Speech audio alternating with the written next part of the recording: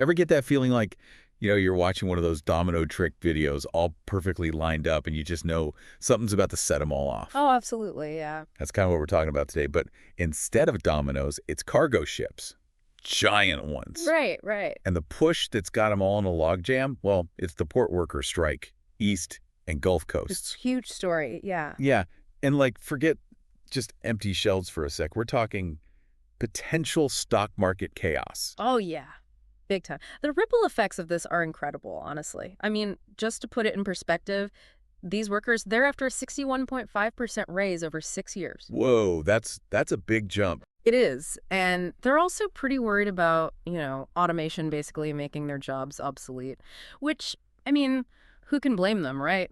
But here's where it gets really interesting from an economic standpoint. Okay, I'm listening. This whole situation.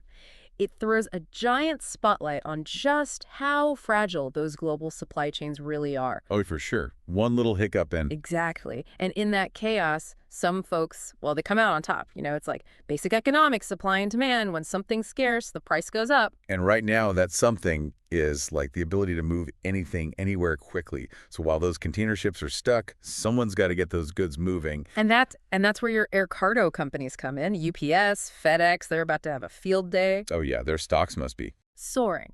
Investors are all over it. See, it's not just about the West Coast ports being at capacity, or even Canada, which they are, by the way. Right. It's that air cargo, it just offers this crucial advantage, speed. When those businesses are feeling the heat to keep those shelves stocked and those factories humming, Time is money. bingo.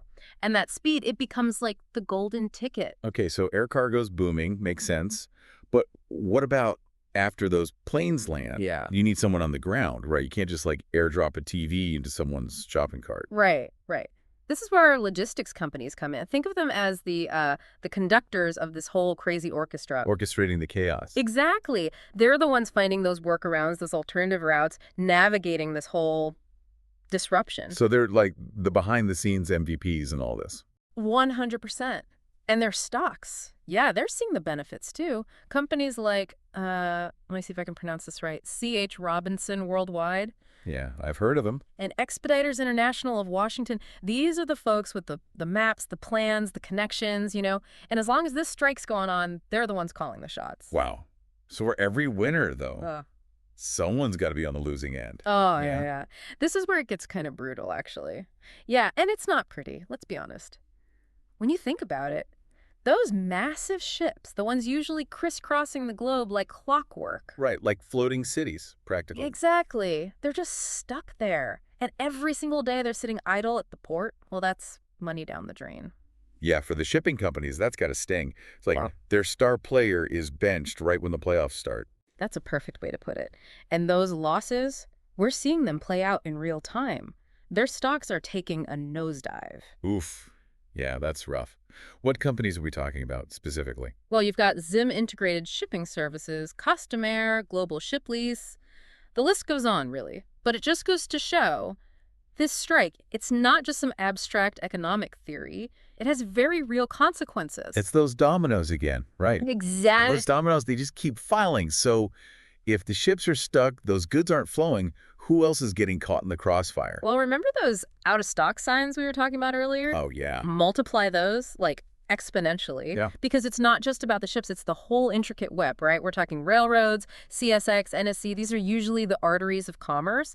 Now they're facing bottlenecks and delays. The gridlock. And then you have the trucking industry already dealing with their own share of headaches. And now, bam, they're hit with this ripple effect of reduced port activity. Yeah, you can't move what isn't there. Exactly. It's giving me flashbacks to those early days of the pandemic, remember? Oh, tell me about it. The empty shelves, the panic buying, that feeling of, wait, we're out of that too.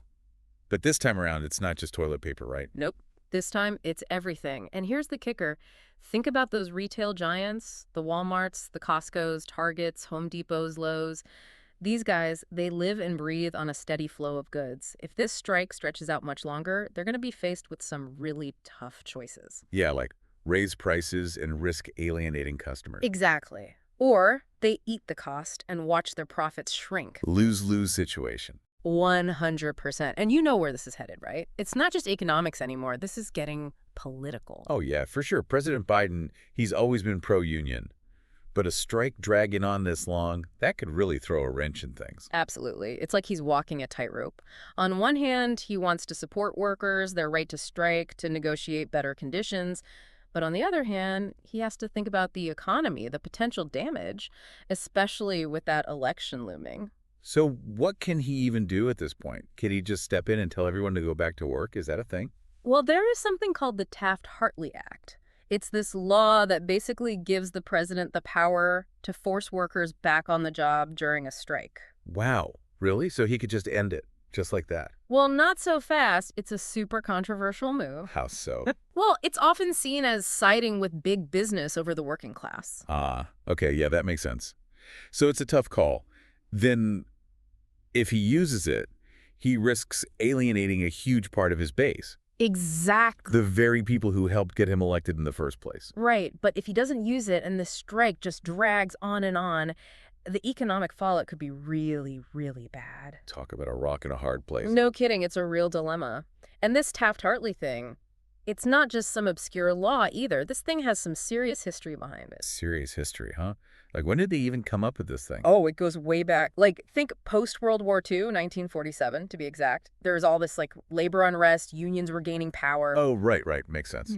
And this act, well, it was kind of a way to, like, keep things from boiling over, prevent those massive strikes that could really cripple the country. Of course, it's been used pretty sparingly since then. Yeah, I bet. Can't imagine. It's very popular with the unions. You got it. It's a real hot button issue, even today. It all boils down to that whole debate about, like, the balance of power between workers and big business. Right. Some folks probably see it as, like, essential, right, to keep the economy humming. Exactly. They'd say it's a necessary evil, to stop those really damaging strikes. But then on the flip side, you've got folks who see it as, like, government overreach, plain and simple. Yeah, like Big Brother stepping in and, like, tipping the scales, Yeah. right? 100%. They argue that it, like, undermines the whole point of collective bargaining, weakens unions, gives corporations too much sway. It's a messy debate, for sure. Man, this whole thing, these ports, the strikes, it's like a crash course in, I don't know, labor relations, economics, even politics. Who knew those little out-of-stock signs could be so complicated? Right. It's wild. And I think that's what I find so fascinating about all this. It just goes to show you how interconnected everything really is. Like, what happens on those docks doesn't just stay on those docks. Oh, no way. Those ripples, they go everywhere. Everywhere. And it's not always obvious at first, right? It's like, you might not feel the impact right away, but trust me, it's there. Yeah, it's those unintended consequences, right? Like that butterfly effect thing. Exactly. You get it. Wow. Well, this deep dive, it's definitely been a wild ride. We started with, some dock workers wanting a raise, and ended up talking about, like, air freight, political maneuvering, empty shelves at Walmart. Don't forget that old law from the 40s. Oh, right. And, the potential collapse of civilization as we know it. Well, maybe not that far. Okay, maybe a slight exaggeration. But seriously, though, it really makes you think, what other, like, seemingly small events are happening right now that could set off their own chain reaction? What other dominoes are just waiting to be tipped? That's the million-dollar question, isn't it? Right. And I think, honestly, the best thing we can all do is, like, just stay curious. Keep asking those questions. Keep digging deeper, because you never know what you might find. So until next time, keep those thinking caps on, and we'll see you on the next deep dive.